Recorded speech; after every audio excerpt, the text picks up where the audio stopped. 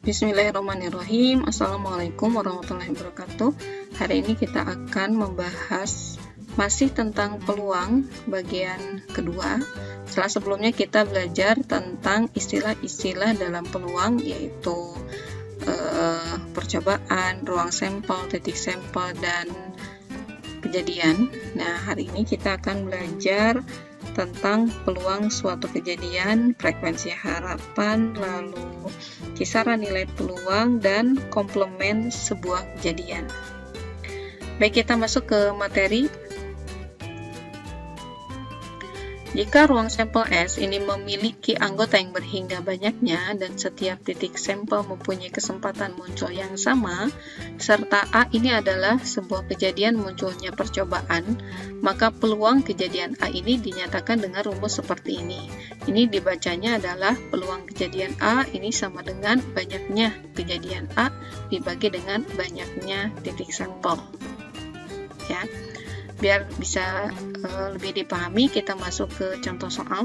Contoh nomor 1, pada percobaan melemparkan sebuah dadu, berapakah peluang munculnya mata dadu lebih dari 4? Jadi yang pertama kita lakukan adalah kita tentukan terlebih dahulu ruang sampelnya.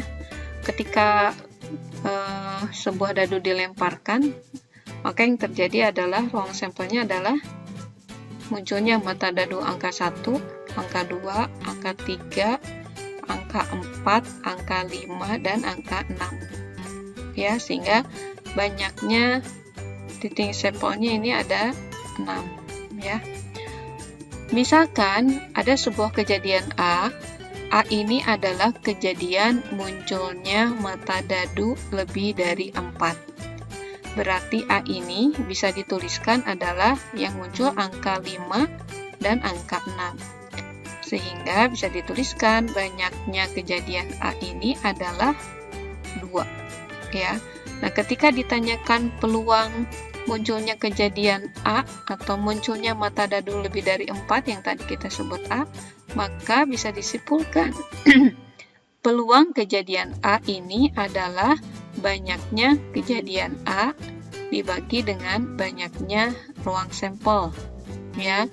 Atau 2/6 atau sama dengan 1/3 gitu. Itu untuk nomor 1. Baik, lanjut ke nomor 2. Sebuah kantong berisi 2 bola warna merah. Jadi dalam kantong ini ada 2 bola warna merah, ada 5 bola putih, 5 bola putih, dan 3 bola biru, 3 biru.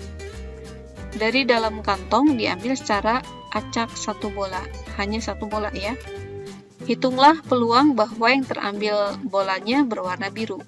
Ya, berarti ketika dalam kantong ini ada 2 merah, 5 putih, dan 3 biru, berarti banyaknya ruang sampelnya ini adalah ada 10 ya, 2 tambah 5 tambah 3. Misalkan A adalah kejadian terambilnya bola berwarna biru, maka banyaknya kejadian A ini adalah 3. Karena banyaknya bola biru ada 3.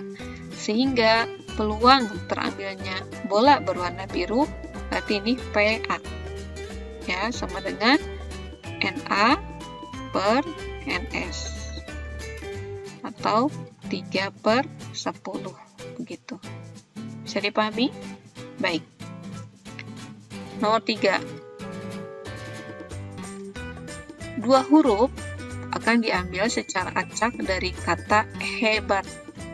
Hitunglah peluang bahwa 2 huruf yang terpilih atau yang terambil tersebut ini memuat huruf T. Ya, jadi kita punya kata hebat yang terdiri dari huruf H, E, B, A, T. Ya, akan diambil 2 huruf. Sehingga ruang sampelnya ini adalah kalau diuraikan ini menjadi HE, HB ya, terus HA, lalu HT, EB, EA, ET, BA, BT, lalu lalu yang terakhir ada AT. Ya, sehingga banyaknya ruang sampel kita hitung sama-sama 1, 2, 3, 4, 5, 6, 7, 8, 9, 10. Ya, atau boleh dengan cara aturan pencacahan yang kemarin, ya. Karena ini diambil 2 huruf, ya contohnya di sini HE. HE ini kan sama saja dengan EH, maka ini masuk ke masalah kombinasi. Ini sebenarnya kombinasi, diambil 2 huruf dari 5 huruf yang ada. Ya, jadi ini 5 faktorial per 3 faktorial kali 2 faktorial. Ini sama isinya 10. Ya, 5 kali 4 kali 3 faktorial per 3 faktorial kali 2 faktorial itu 2. Ya, ini hasilnya sama 10. Tuh, ya.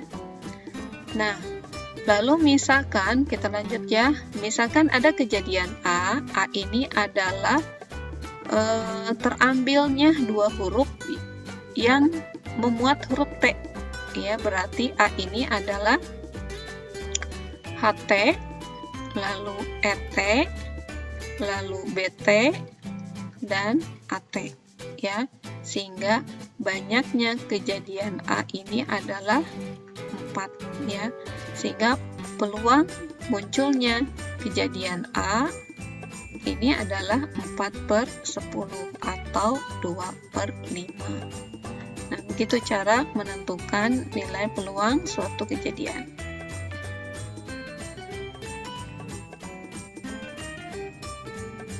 Baik, yang berikutnya kita akan belajar tentang frekuensi harapan. Apa itu frekuensi harapan? Frekuensi harapan suatu kejadian pada suatu percobaan ini adalah hasil kali peluang dengan frekuensi percobaan A. Ya, jika frekuensi percobaan A ini adalah N, maka rumus untuk menentukan frekuensi harapan kejadian A adalah peluang kejadian A dikali N. Ini contohnya, sebuah dadu mata 6, maksudnya sisinya ada 6 ya, ini dilemparkan sebanyak 360 kali. Berapakah frekuensi harapan munculnya mata dadu prima? Ya, kita tahu bahwa dadu mata 6 ya tentunya banyaknya peluang sampelnya itu ada 6 ya. Jadi munculnya mata dadu 1, 2, 3, 4, 5, 6 ya. Ini dilemparnya 360 kali, berarti N-nya ini 360 N yang di sini ya. Ya. Nah, di sini harapan munculnya mata dadu prima. Misalkan kita punya kejadian A. A ini adalah munculnya mata dadu prima, berarti A ini adalah munculnya mata dadu 2, 3, dan 5. Ini kan bilangan prima ya. Sehingga banyaknya kejadian A ini adalah 3 gitu. Nah, untuk apa ini dicari NA-nya? Karena kita akan mencari peluang kejadian A. Ya, tadi NA rumusnya per NS. Gitu ya. Ini hasilnya 3/6. Sehingga ketika sudah dicari peluang kejadian A-nya, maka kita bisa menentukan frekuensi harapan kejadian A. Ya, tadi rumusnya peluang kejadian A dikalikan dengan N. Ya, peluangnya adalah 3/6, N-nya adalah 360. Ya, jadi ini hasilnya 3 kali 60, 180 kali munculnya mata dadu prima.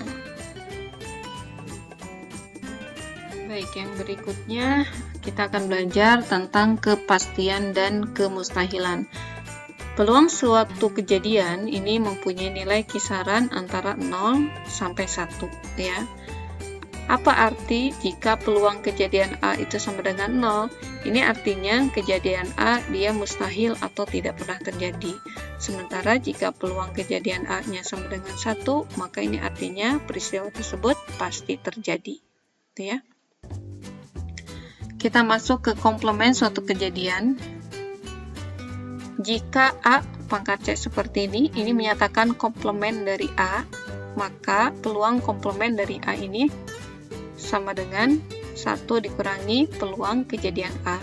Contohnya, Peluang seorang siswa lulus masuk PTN ini adalah 0,3. Berapakah peluang siswa tersebut gagal masuk PTN?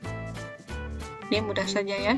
Jadi ini isinya 1 dikurangi 0,63 atau sama dengan 0,37 begitu. Berikutnya ini ada soal latihan yang harus dikerjakan. Silakan kalian coba satu persatu, nanti kita bahas hasilnya di grup WA seperti biasa. Demikian yang bisa Ibu berikan untuk pembelajaran hari ini. Terima kasih atas segala perhatiannya. Wassalamualaikum warahmatullahi wabarakatuh.